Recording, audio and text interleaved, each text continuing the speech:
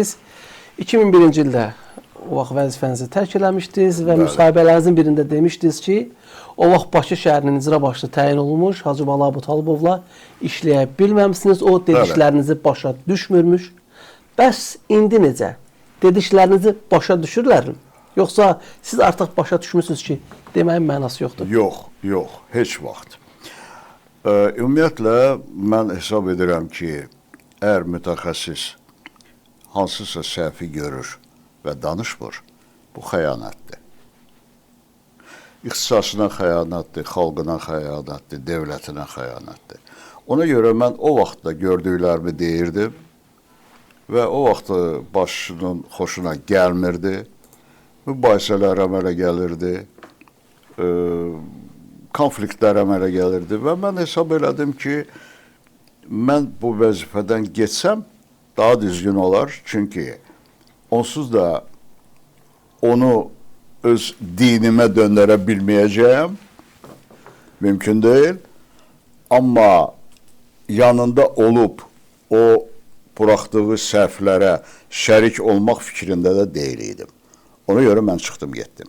Ona baxmayaraq ki, Ulu Öndər, Allah rəhmət eləsin, o vaxtı mənə qətiyyətlə tapşırmışdı ki, sən ona kömək eləməlisən. Və mənim getməyimə razılıq vermirdi. Və mən ona görə 5 ay dözdüm. Sonra gördüm ki, mümkün deyil, çıxdım, getdim. Hətta mənə zəng elədilər, axşam dedilər ki, baxa, səni cəzalandıracaq. Sən sözünə baxmamısan, çıxıb getmirsən. Dedim, günahım varsa, mənim qabulumdur. O böyükdür, ixtiyarı var, mənə cəzalandıra bilər. Düz bir aydan sonra mənə şöhrət orzunu verdi. Düz bir aydan sonra, mən vəzifəmdən çıxıb gedəndən sonra.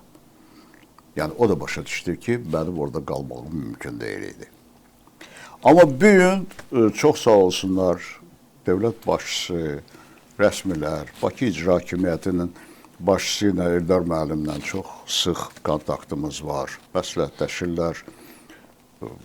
Mən də çalışıram, bilik səviyyəmdə köməyimi eləyəm. Çünki kim üçün eləyirəm? Vətənim üçün, doğma torpağım üçün, doğma xalqım üçün. Şəhər Salımı və Arxitektura Komitəsi ilə necə əlaqələr, necədir? Mütləq, çox yaxşıdır, çox yaxşıdır. Onlar da birinci növbədə müasir düşüncəli insanlardır. Mənim xoşuma gəlir. Yəni, hər köhnə düşüncədən yapışıb qalan adamlar deyirlər. Onların da mənə tez-tez müraciətləri olur. Müxtəlif onların qurumlarında iştirak edirəm, tədbirlərində iştirak edirəm. Hətta bax, bu Azərbaycanın şəhərlərinin baş planları tərtib olunur, bir çox şəhərlərin. Onların müzakirəsində iştirak edirəm. Məncə, mən həyatımdan çox razıyam. Hesab edirəm ki, yaşıma baxmayaraq bu gün də aktivam, kifayət qədər fəalam.